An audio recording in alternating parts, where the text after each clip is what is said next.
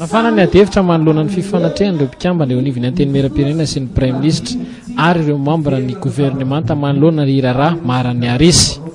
Raha ny teny am-piandohana dia nanambara ny prime ministre fanainga tamin'ny alalan'ny fampitambo avao ny raharaha antony fanadihadiana natao sy nahatonga ny fisavana ny trano ity solombavambahoaka ity.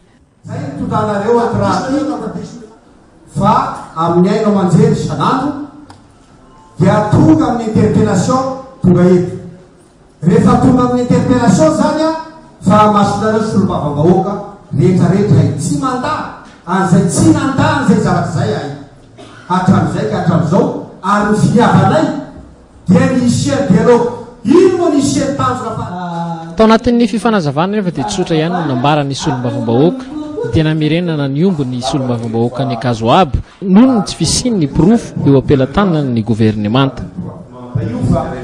Ny aminay monsieur le premier ministre dia tsotra ny fangatahana fa nareo tokony fahefana. Ndao tsika iverina na case de part avereno ny ombiny député mara. Ny prime ministre lehibe ny gouvernemanta andefa tao aorian'ny resaka nataon'ny solombavambahoaka dia namalibontana ary nampiseho ny maha izy azy tamin'ny alalan'ny fomba fiteny tsy dia fanao ny tompona andraikitra ambony loatra. Ny zavatra toeriko dia mazava fa lazaina fa marina ny marina erisy. Dia toeriko fa marina koa nenay vary fondika fongaka. Zay no izy. Ny motion de censure anao tena zay fa lasa zany ambadika ondra sy resaka zany soa. Sy resaka zany soa.